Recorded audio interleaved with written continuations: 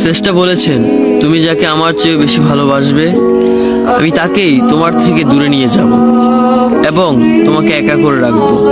তিনি আরো বলেছেন, কখনো বলবে না তুমি তাকে ছাড়া বাঁচবে না, তবে তাকে ছাড়া আমি তোমাকে বাঁচাবো এবং পিছনের অনুগত সব আবেগ পুড়িয়ে নিয়ে তোমাকে দিব্যি সামনে নিয়ে যাব। তুমি কি দেখো না, ঋতুরাও বদলে থাকে, ছায়া দেয় যে গাছটা শুকিয়ে গেছে। তোমাদের ধৈর্য হারিয়ে যায়, কিন্তু তোমার চেষ্টা ধৈর্যশীল এবং পরম দয়ালু। সেই ঝরে যাওয়া পাতার ঢাল থেকে আবারও সবুজ পাতা গজায়। তুমি দেখো না তোমার চেষ্টার নিদর্শন? যে মানুষটাকে তুমি নিজের অংশ ভাবতে, সেই মানুষটাও একদিন অচেনা হয়ে যায়, তোমার মন ভেঙে যায়।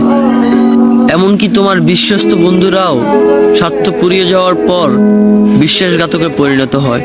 তুমি কি তা দেখো না? যে মানুষটাকে নিজের জীবনের চেয়েও বেশি ভালোবাসতে, সেই মানুষটাও প্রতারণা করে। তবে তুমি কেন চেষ্টার বিমুখ হয়ে মানুষকে ভরসা করো? অদ্ভুত এই পৃথিবীতে, যখন তুমি ভাবো এটা হবে না কখনোই, কিন্তু কিছুক্ষণ পর সেটাই হয়। সেটাই হবার নয় কি? তুমি বলো আমি পড়বো না, অথচ তুমি পড়ো। তুমি বলো আমি বিরক্ত হব না, অথচ রোজ তুমি বিরক্ত হও।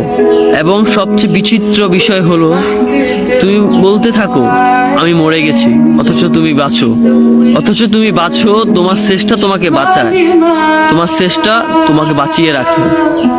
তো শুকরিয়া আদায় করো তোমার সেই সৃষ্টিকর্তা মহান রব্বুল আলামিনের উপর।